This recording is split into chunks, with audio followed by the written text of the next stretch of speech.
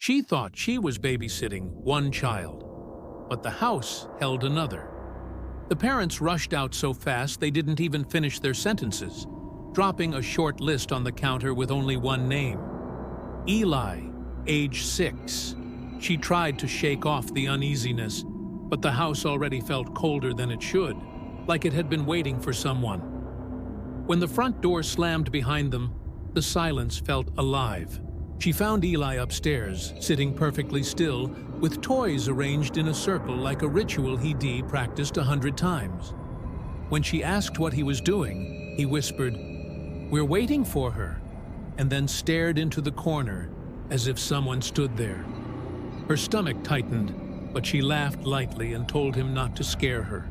The bedroom door slowly creaked open behind her, even though no one else was in the house. She held Eli's hand and walked him downstairs, turning on every light they passed. But the hallway seemed to stretch longer with each step. With every footstep she took, another followed right behind, even when Eli wasn't moving. When she turned around, everything stopped instantly, like the house was pretending to be innocent. Eli tugged her sleeve and whispered, "She doesn't like when you look at her." The living room lamp flickered once, then exploded with a sharp pop, throwing half the room into darkness. Eli didn't jump. He simply stepped toward the shadowed side like someone invisible had called him. She yanked him back, heart pounding, but he only said, "She's lonely. She wants to play." That's when she realized this wasn't a normal babysitting job. She checked the list again, hoping she'd missed something, and saw the bottom corner had been torn off like a name had been scratched away. The refrigerator slammed open, startling her so badly she dropped the list. Eli pointed toward the hallway and whispered, "She's coming." The temperature dropped so suddenly she could see her breath. Her phone signal vanished instantly, replaced by static that sounded disturbingly like slow breathing. The shadows on the walls stretched toward them like they were alive, bending in ways that shouldn't be possible. She grabbed Eli and ran to the front door, but the lock jammed as if someone was holding it from the inside. Behind her, slow footsteps came down the stairs, dragging, scraping, deliberate. In the hallway mirror, she saw a small figure behind them, its face blurred like something the house refused to reveal. Eli whispered, "Don't look at her eyes," his voice trembling with a fear no child should understand. She covered his face and kept her eyes forward, forcing herself not to turn around. Whatever waited behind her felt inches away.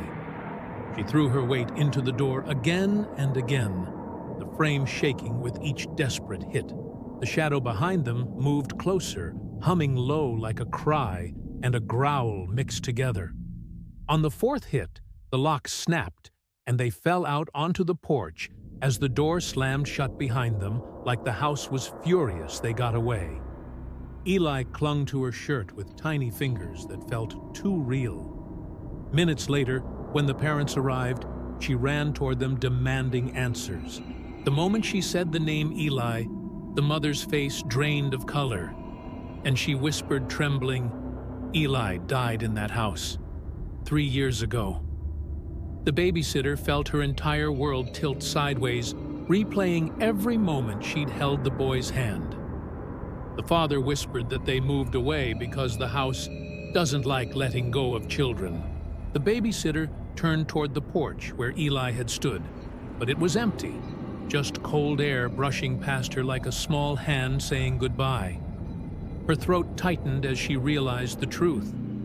The child she saved wasn't alive, but he'd needed her more than any living child ever could. Behind the upstairs curtain, something moved gently, like a farewell. And then she remembered something she shouldn't have. When she ran out of the house, someone small was still holding her hand. Some stories don't follow you home, but this one might. If you believe stories like this should be told and remembered, hit subscribe so you don't miss the next one.